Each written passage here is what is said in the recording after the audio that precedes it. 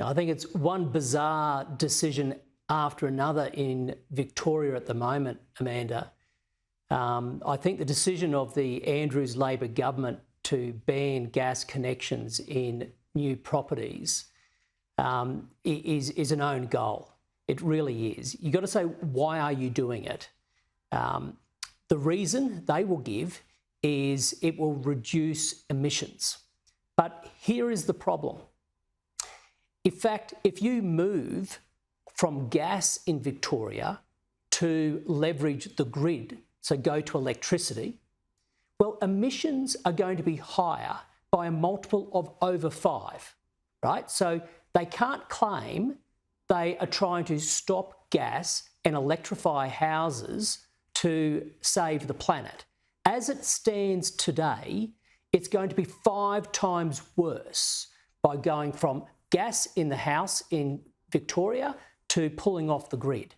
So maybe they're doing it for economics. But hang on, Canberra, ACT, did a similar thing.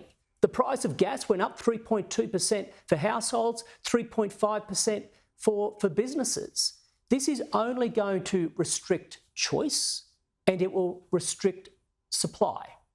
Both things lead to one outcome: higher prices. So right now, as people are on their knees paying higher prices, a Labor government decides they're going to kill gas in the households and make them pay even more. Doesn't make sense. It's bizarre.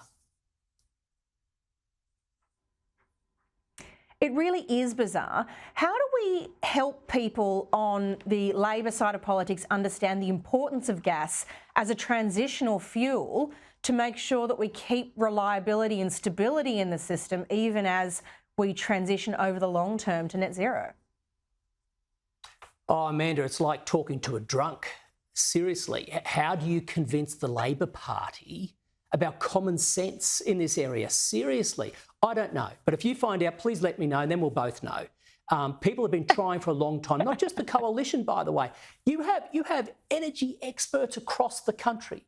You have people who understand engineering, understand economics, understand physics, saying it does not work like this. But every single time Labor has a pushback, their arrogance sees them doubling down. And what happens? You open up your power bill at home and your prices have gone up. They're taking us down a very dangerous pathway here, and Australians are paying the price. And that price indicator is really telling us, I think, that the speed with which we are headed towards net zero is not really in keeping with the needs of Australians and indeed the needs of a stable network. Do we need to have a national conversation about the speed with which we should head in this direction? Amanda, I think the key problem here is the speed at which Labor is taking us down its pathway. So whenever Labor talks about net zero or decarbonisation, they talk as if there's only one way to decarbonise the economy.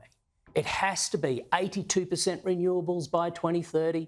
And by the way, you're going to have a $275 reduction in your power bills as we get there. It's a lie.